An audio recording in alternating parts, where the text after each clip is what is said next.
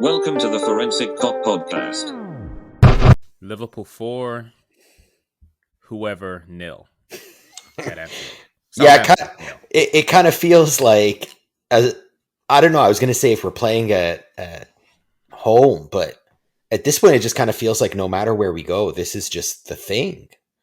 So, what do you think about this strange stat that anytime that we don't concede, we win, and anytime we concede, we haven't won in the league? Where do you think that's coming from? Honestly, I know this is going to sound weird, but I would say pure luck. You think so? Because you know what the thing is, like for example, today we didn't concede today, but it kind of felt like we should have. So, do you think that besides, okay, yeah, I understand what you're saying. It is the luck of whether or not we concede, but then the way that impacts our mentality is once we're on, nobody can live with us, right? And perhaps there's a little bit of a hangover from last season that once we concede, a little bit of doubt starts creeping, and then they don't play their natural game, which now allows the other team to stay in the game. Well, that would in some way insinuate that we're not the mental giants that Klopp keeps talking about. I think that has been thrown out the window for the last 12 months. It's an interesting stat. I honestly don't know how to feel about it. I mean, we definitely are a different team if they score, and when we're cruising, it's just a totally different story. Like, different to a degree that I can't even explain. Like in games like today, it just, especially when we get that early goal, it's like we know it's over. The difference that I saw today with other games that we have taken an early lead and allowed the team to come back. So, for instance, Brighton. And the reason why I wasn't at any point in this game concerned about a comeback was this is the first time in a long time that I can remember that the left-hand side of the team, in particular Robertson and Mane, have both been playing 8 out of 10 games at the same time. And once we do that, no team is stopping us because you can kind of count on Trent and Salah to be 7.5 pretty much every game, right? But on the left-hand side, once we now have that double threat of creating opportunities from the left and the right, it just opens up the other team completely and they can't live with us. So I knew that because Robertson and Mane were on today, and then they also have a lot of help from Jota on the left-hand side too, I knew that we'd be fine even if Southampton scored. Yeah, I mean, that's true. I think that's a great point, and I think it doesn't hurt that you also have Thiago going down that wing. Right. So I feel like Thiago is not as essential in that formula simply because he's it's just that crossover with Mane and Robertson seems to just work by itself, but it helps when Thiago's there. And also, I think you're right. I think Mane has not had a whole lot of, games where he's been an 8 out of 10. And Robertson has, God, I can't remember the last game where he was an 8 out of 10. So let me ask you this. Was Robertson today better than Costas? Ooh. That's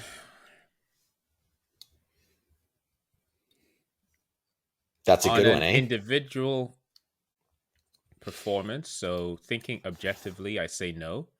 I don't think Robertson offered anything today that Costas hadn't been offering in previous situations, previous games. However, I think the lift that it gives the rest of the team, that Robertson is on fire, I think that can't be dismissed. And I think he has better chemistry with Mane when they're on. Exactly, he has better chemistry. Right. Yeah. There's something about knowing that, the mainstays in the team. So your Alisson, your Van Dijk, your Trent, your Mo, your Sadio Mane, your Thiago, your Fab. Not necessarily the midfield, but the attackers and the defenders. Once they're on, it just gives so much confidence throughout the team.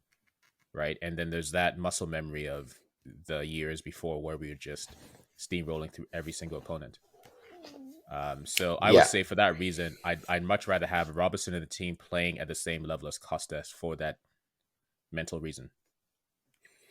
So I was actually going to say I still prefer Costas because I'll tell you why. Forget any crosses or anything that Robbo did today. Costas's crosses, corners, passes, all of those are better. 100%. But I think you actually convinced me because I think you're right. I think the team feeds differently off of Robbo being there just because that's more of the core group. Right. They know each other better. They feel each other better. They're just more confident in it. You can kind of say the same thing with Firmino. I mean, it has been a while since he's had a great game, but when he does have a good game, that also lifts the rest of the team in a way that maybe if Jota's having a good game, it doesn't necessarily lift the rest of the team. The unfortunate thing is he's not having as many good games anymore. Right? Firmino, you mean? Yes, Firmino. And in this case, even Robertson until today, right? So the question is more, is Klopp brave enough to drop them if they're not performing at the levels that we expect from them? So, I mean, what I would say is I think we had already seen Firmino improve his game significantly when Jota came in and started scoring. And Firmino was like, oh, yeah, that's what I'm supposed to be doing. And he definitely, you saw a change. And I'm wondering today, like, there's no way to sugarcoat it. Before today's game, if you were saying we need one big game, we need to make sure we win, who do you put over there? It was going to be Costas. No questions asked.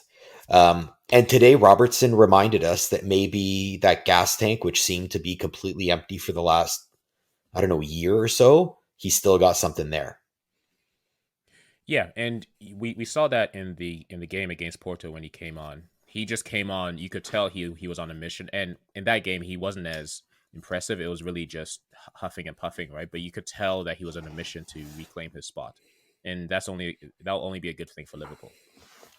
Yeah, I mean, I think we see it. Jota has it. I don't think it's a coincidence that Salah and Mane are on fire now that Jota showed up last year. It was a difficult season, whatever like that. But Jota is, without that many starts, what is he now? Second in the league in points, in goals, right? Him and Mane are tied behind Salah. And I don't think that's a mistake, right? Similar to Firmino. When was the last time Firmino had multi-goal games? So I think the same way Jota has raised Firmino and to some degree Salah and Mane, I think Costas has definitely pushed Robbo. Yeah, and similarly for Trent, even though his competition didn't come from Liverpool, but it's coming from England, I think that's pushing him as well to regain his form. So competition is always a good thing. We talked about that last year, right? When he was dropped from the English team, and we said, like, Klopp will never drop him, so we're super happy that he got dropped from the English team. I think you're right. I think we've seen a different player. Yeah, absolutely. Sorry, you were saying I interrupted.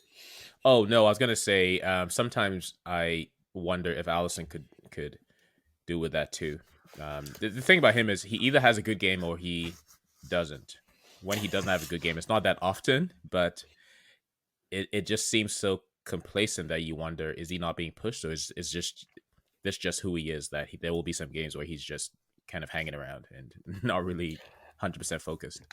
You know what? Maybe it's very much a case of like the Trent effect, which is you're so dominant. You know, let's not forget, before Trent was dropped, he was the consensus best, right back in the world. He was incredibly valuable. He was this, he was that. Everyone was talking about him. He was one of the most valuable players on the planet in terms of transfer fee, blah, blah, blah. They were talking like in dreamland, obviously, that Barcelona or Real Madrid were going to pry him away, like, you know, and being dropped to burst his bubble. Maybe he was just too comfortable, but maybe that's what's going on with Allison. He is too comfortable because not only is he comfortable in knowing he's the starter, he's never going to be challenged for that position at Liverpool. He's also the starter for Brazil. Ederson's not replacing him. Well, And is he the starter for Brazil? I mean, I still haven't figured that one out. It looks like yeah, every actually, that's tournament true. they decide between one or the other. So In a money game, I think it's is it Allison? Okay. I think, Okay. but you're right. Ederson does get a few games, but then the other thing is like he's just so good. That's the thing, you know.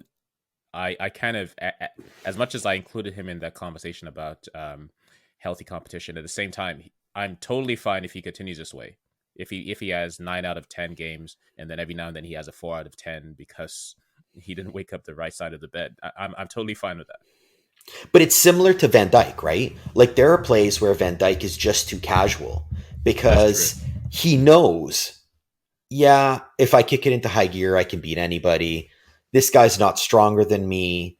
You know, I'm not going to get beat. Like you can just see it in his demeanor. He's calm, which is great, but he's almost calm to the point that, you know, he could use a bit of urgency. Maybe that's all that's happening with Allison. But today, in a way, it was good because right off the bat, they had that, you know, chance very early in the game, even before we scored.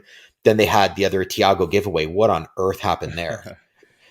Yeah, he actually didn't have the best game overall today. But of course, he crowned it with another goal, which was good. And he was still pretty effective. But I agree. He gave the ball away there, and then he was a little bit slack.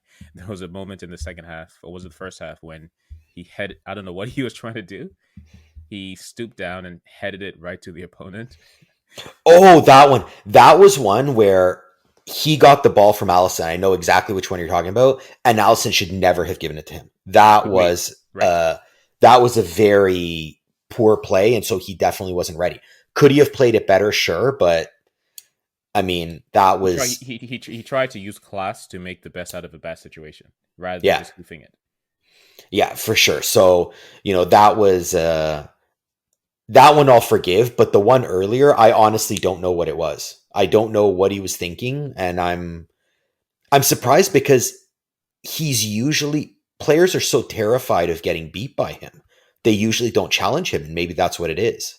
I wonder if it's the same thing for all three of them. So for Van Dijk, Allison, and Thiago, that they are so good, and when they have so many good games back to back to back, there is a level of complacency, and that has nothing to do with needing to be pushed by competition off the bench. It's more of they need to just remember, yes, you are so much better than your opposition right now, but you still need to bring your A game every single situation, right? So I think that's what's happening there. Yeah, I mean, I guess again, it's not ideal. It's not what we want, but it's got to be hard to keep yourself at that level at all times in every game. When you know you're that much better than When you know you're that much better, realistically. So I mean, going through the play, Jota at the beginning. I mean, what a pass by Mane to Robertson for that one. My big question on that goal is if Jota's not there and Salah gets the ball, does he score? no, Yeah, I kind of felt that too. no, even I think he would have put it right at the goalie. yeah, exactly. He didn't on the replay. It unless he knew Jota was there and he couldn't. His motion was just already pushing it forward, but he didn't look like a player that was preparing to hit that ball into the net. He just looked like somebody who happened to be there, right? So yeah, I mean, I'm not in. I'd like to think the form that he's in, he would have done well, but there was something about that I looked at a few times, and I'm like, I don't know if he would have actually put that in. But I mean, And Jota it would have been a little bit behind him too, I think. just a touch, yeah. But he was, I mean, he was making a good run. But I mean, Jota was in the right spot. Jota played great, played it perfectly. So you know, you gotta love that. So on that goal, when Jota was coming through the middle the first time, Whoa, Mane that was was offside, poor. which is why he didn't pass to him, right? So Mane was offside, but Jota could have played it very early. Very If he early. had played it towards the beginning of his run, it's a very different story. Like he And would have been able to play him. But again, the defender was in the right position to make that pass either difficult or low percentage. yeah. See, that's the thing. Southampton actually played pretty well. This was not the worst away performance at Anfield. Except they played right into our hands because they were open. However, they were okay. Like at the end of the day, it wasn't as bad as it seems. No. What all day? I mean, I'll go down to the numbers, which I know don't always tell the story. But if you look at actual expected goals, this game should have ended up 3-1, which actually makes sense because That would have been a better Southampton reflection. had chances that, frankly, you would have expected them to put one away. For sure. And Jota was actually the player on our side that should have gotten another goal because he had golden chances.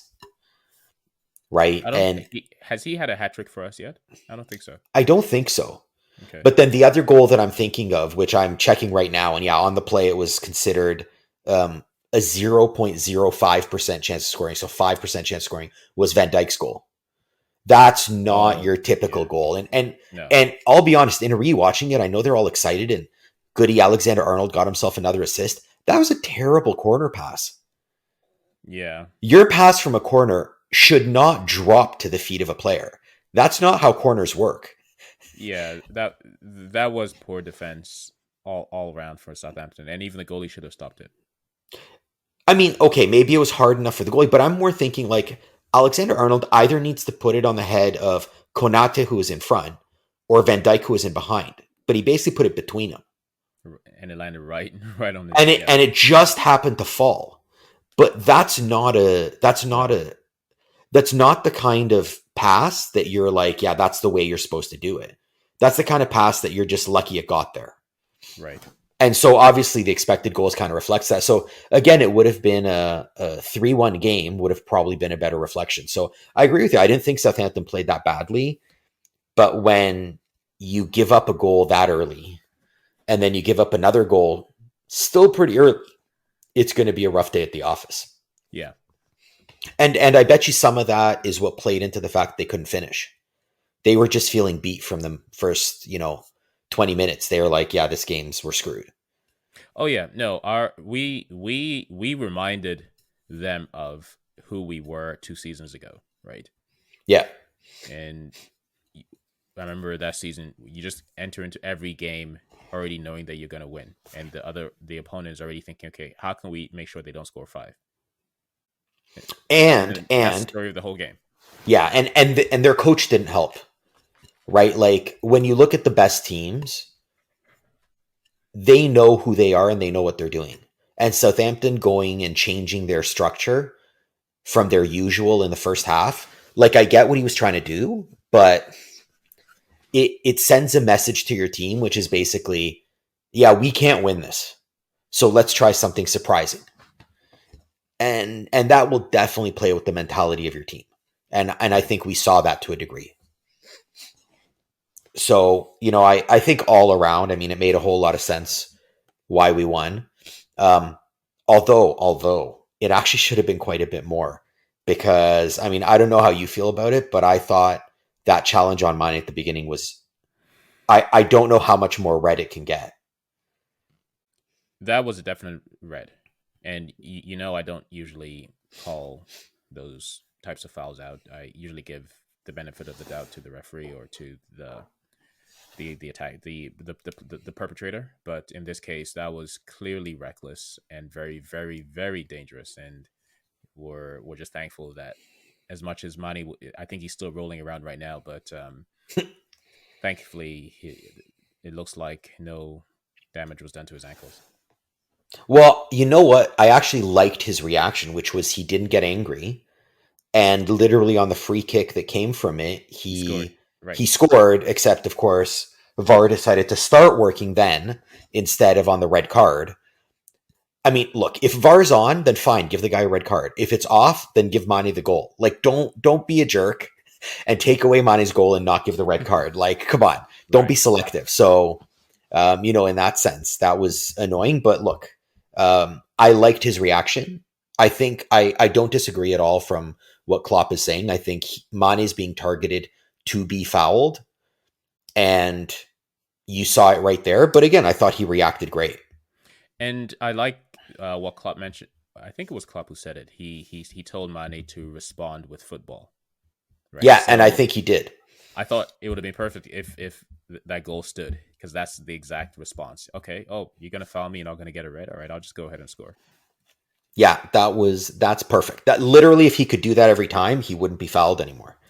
Exactly. So, I mean, let's talk about the, I don't know, elephant in the room, the, I don't know, whatever you want to call it. Hendo.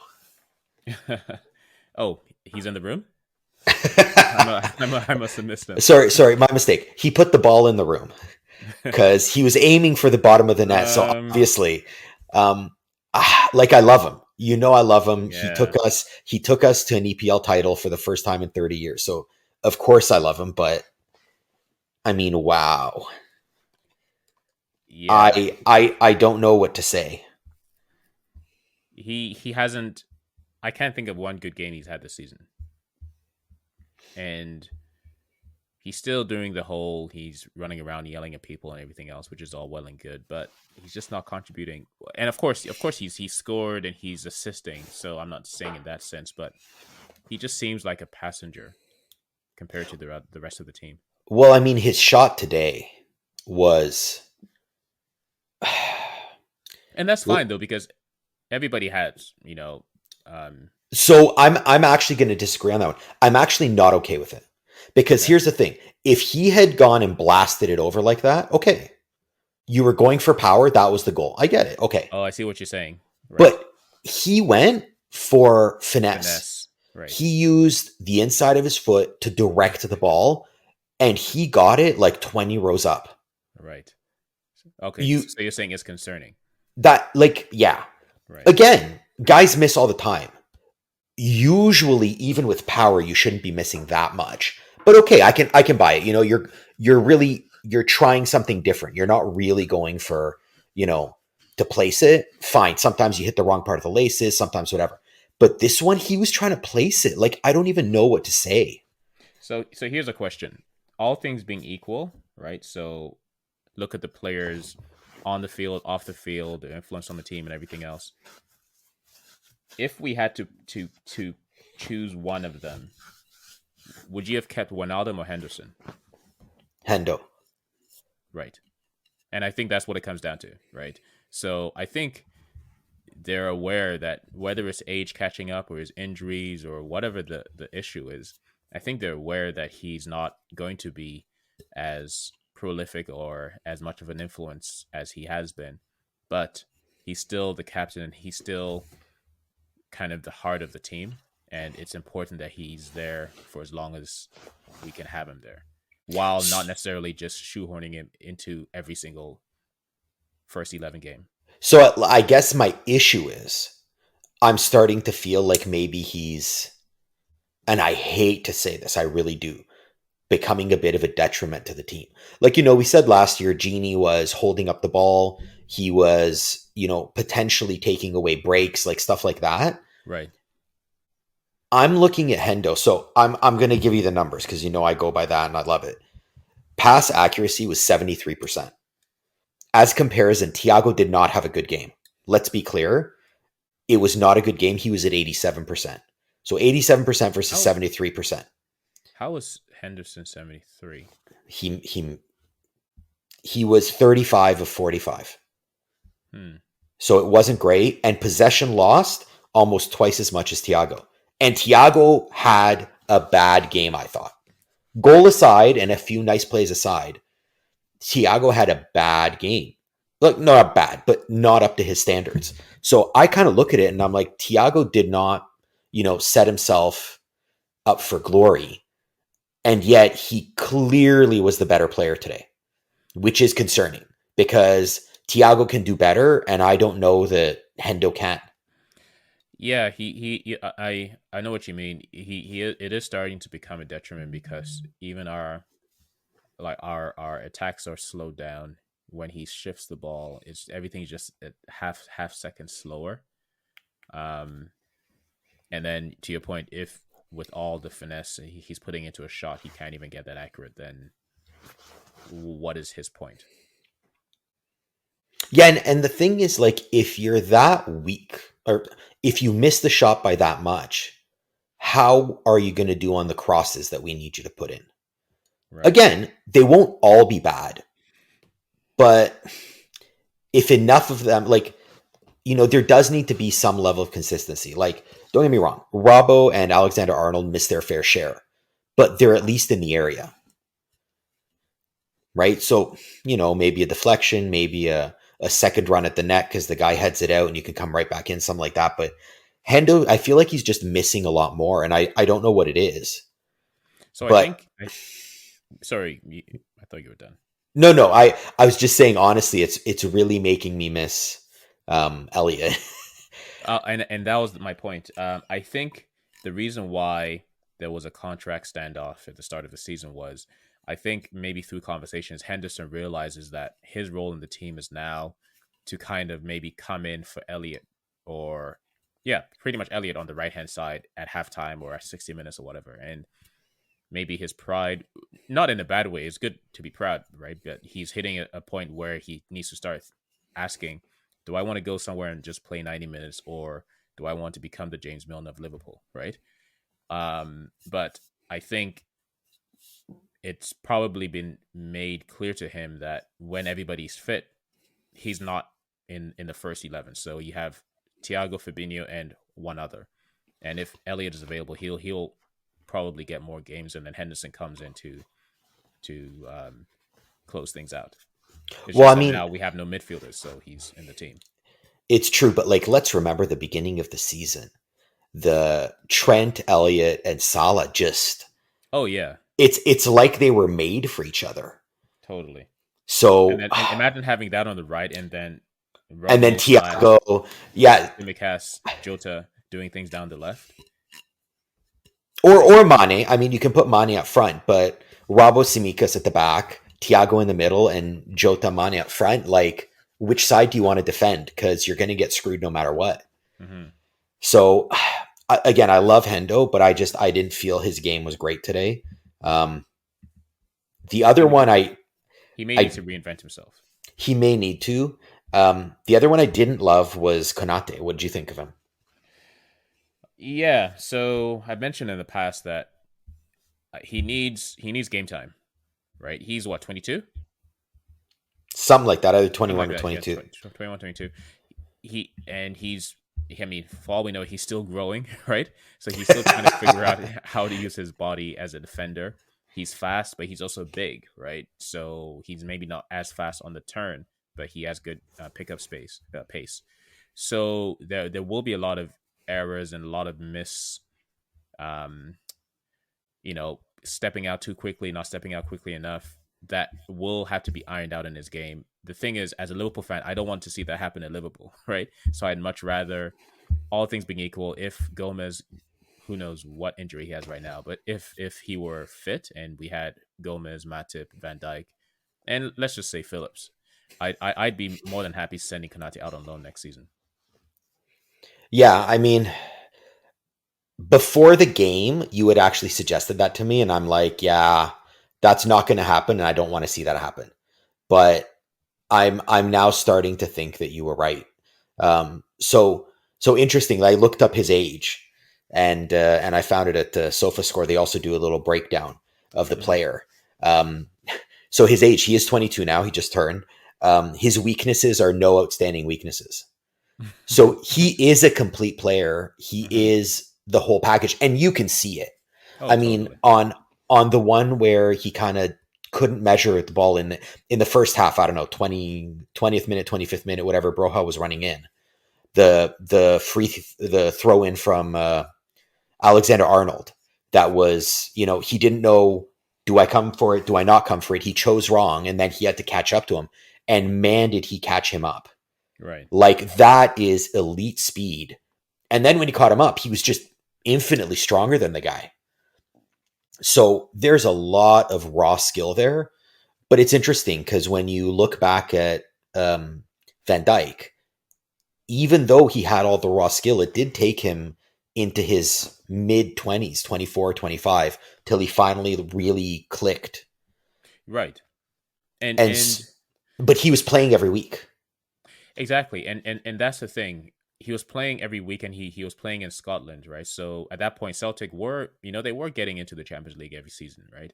And so he was playing at a high level in an easy league. So he's guaranteed games.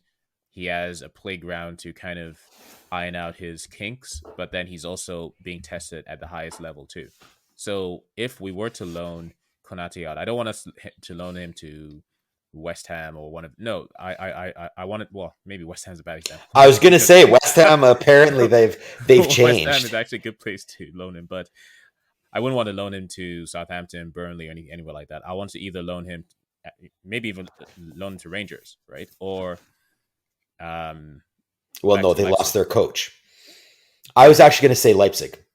Or Leipzig. Somewhere that he's a guaranteed starter every single game of the season, and they are also playing European football. Although he wasn't a guaranteed starter at Leipzig, remember? I think that was mostly because he was coming in and out with injuries. So I think if I remember, they had three center backs. 2021. So he's 2021, yeah. He shouldn't be a starter at that age.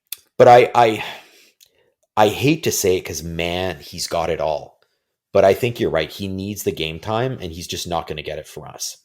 Because the problem with him going through these growing pains at Liverpool is there's a fine line between us as fans supporting him through that versus getting on his back, and now that ruins him as a player.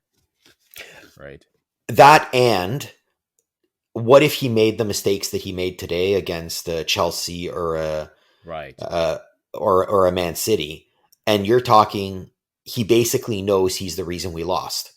And the media will remind him every single moment. Yeah. Even now, they're putting him down for the game he had last week. Right. Yeah. So it's, and again, before people are like, oh, no, the Liverpool fans are supportive. They are to a degree, but let's not forget when we didn't score for like 20 minutes, they started like heckling the team into shooting. Mm-hmm. Yeah. So there's a high level of expectation, and the fans are great, really phenomenal. But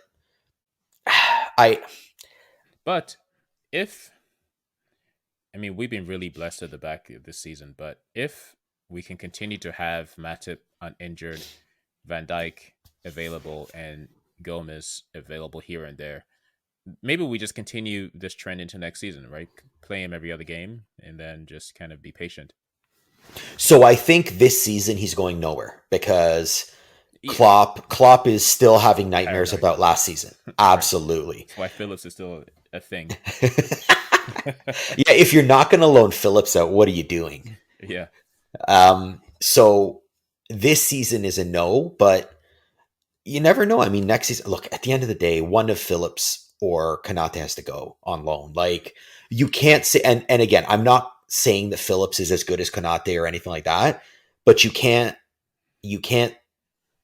sit guys who have the ability to start for some top teams. Like, I'm not saying Phillips would start for Liverpool, but he could start for half the teams in the Premier League, no problem. You can't really sit a guy on the bench like that. That's just not fair. So, but no, Klopp's not doing it this year. It's yeah, or we just have to suck it up and accept his mistakes. Because if I think back to players like Rio Ferdinand, he came in very young and he was full of errors in his early 20s, full of errors, right? But he was played every single week, and then by the time he hit 24, 25, those errors are gone. And then the team benefited from the fact that they had to just, they persevered with him and his errors. So maybe we just have to bite the bullet and accept, what, our defense will have some mistakes, but then in the long run will be better for it because he will be eased into the team and become a regular for the next 10 years. But then here's the thing. This is not a for the long run team. This year is not a long run. This True. year is a championship. I'm If thinking more we next don't win season. the title, this is a disappointing campaign. And that's harsh, but that's just what it is. Yeah. And to give you an idea, so again, back to the numbers, it is clear that teams are, and Southampton showed it, teams know who they're going at. So as an idea, Van Dijk had 3 duels and won all 3. Where this is going to be nuts. Konate had 16 duels and won 10. So again, more than half the duels he's winning, but it's clear he's being targeted because teams know that he's the weak link. Why would you go at Van Dijk when you can go at Konate? Right. So I don't know. It comes back to, are we doing him a favor by kind of throwing him to the wolves? Because, nobody's going at Van Dijk when Konate is on the field. I think, yeah, I think until it gets too hot, right? I think it's a great experience until, and Klopp is pretty good about shielding young players, right? So if the press or the fans start getting ridiculous, then yeah, he'll pull him out of the team. But I guess my thought in that is, if, like, unfortunately, we're in just a really crummy situation with the Premier League, which is, if we existed kind of at any other time, this team would win year after year. For sure. But right now, just Man City and Chelsea, like, there's a chance we could lose like 2 more games this year and still not win, because those teams are just on fire. So can we take even 1 or 2 games worth of Konate's mistakes if our goal is the title? I think we have to, because Matip will not be able to play every like 2 games a week, right? Yeah, I would agree with that.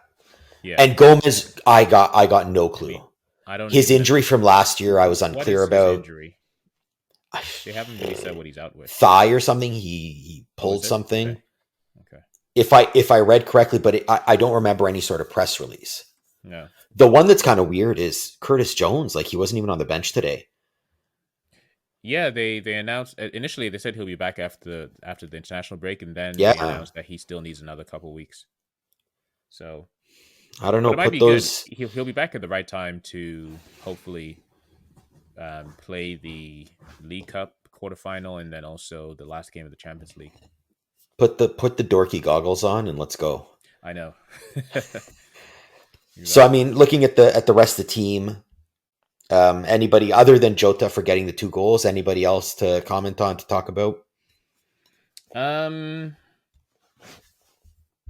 mean, Trent. I think Trent is so consistent that it goes without saying that he had a good game. Granted, his crosses aren't always the best, but what he did today is all you ask of him every single game, right?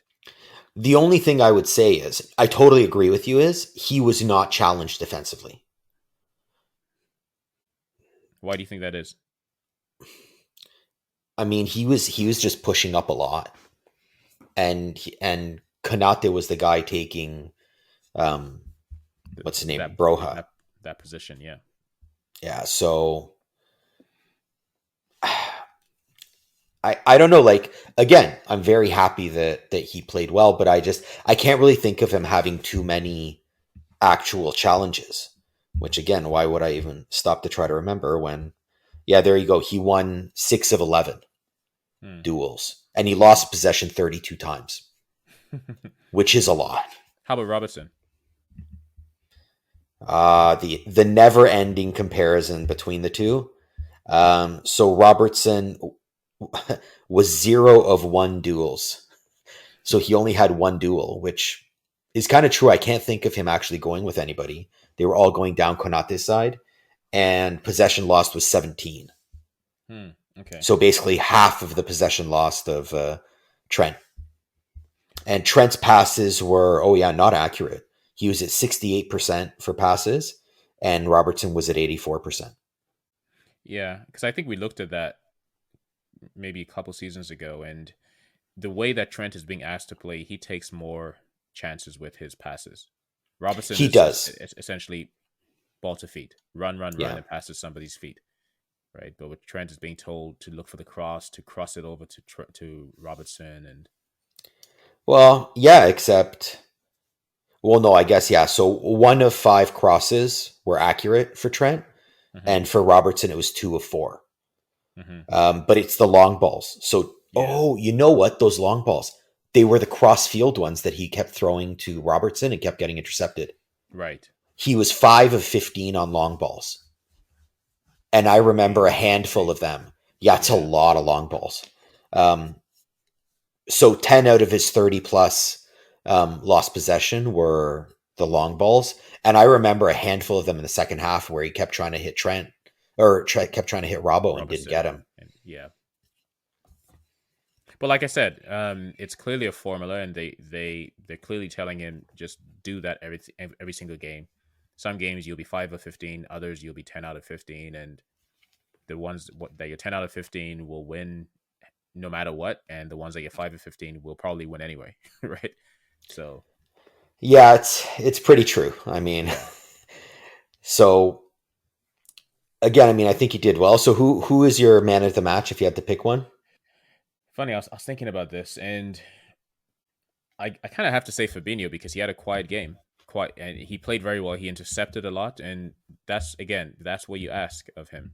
It feels like today everybody played the role that they're supposed to have played, but when you have him in the middle there, being the last man, intercepting, just passing the easy balls, I think that's key.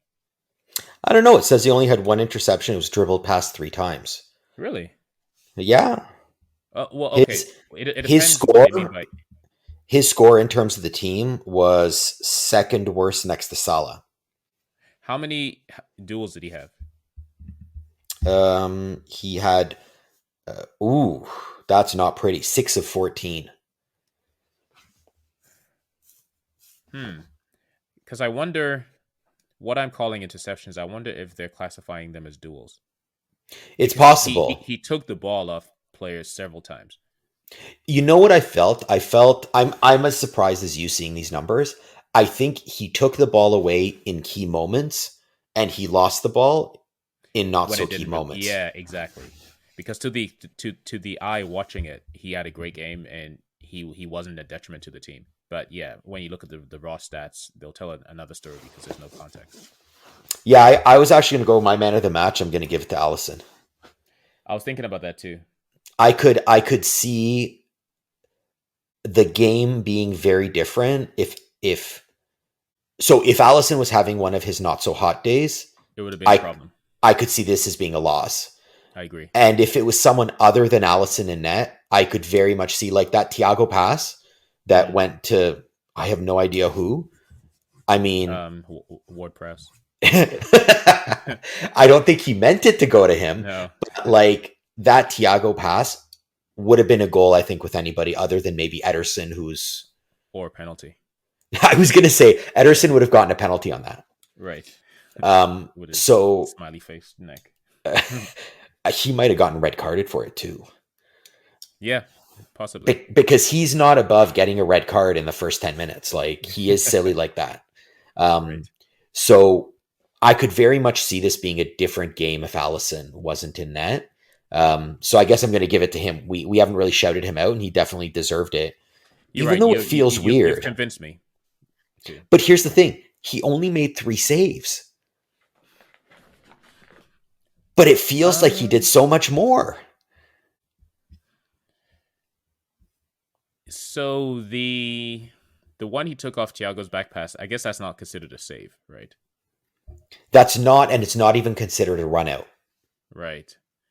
But you're right. He didn't. He made 3 saves, but those 3 saves would normally be goals, right? Well, actually, like the At least 2 of them. the one from Thiago would not even have.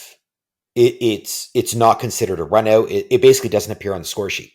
It would only appear if it scored. Okay. So, but I mean, I'm thinking the one where Konate was beat on the Trent throw in. Right. He came out, angled perfectly, Yeah, I mean, if it wasn't for him, it's possible those 3 went in. You're right. Yeah, and then I know the one. I don't know if it ended up being called offside, but the guy completely missed it because Allison was in front of him. He hit it into the net, into the side netting. But I think that may have been offside. Yeah, so aggravating when they do the play on for obvious offsides. I know.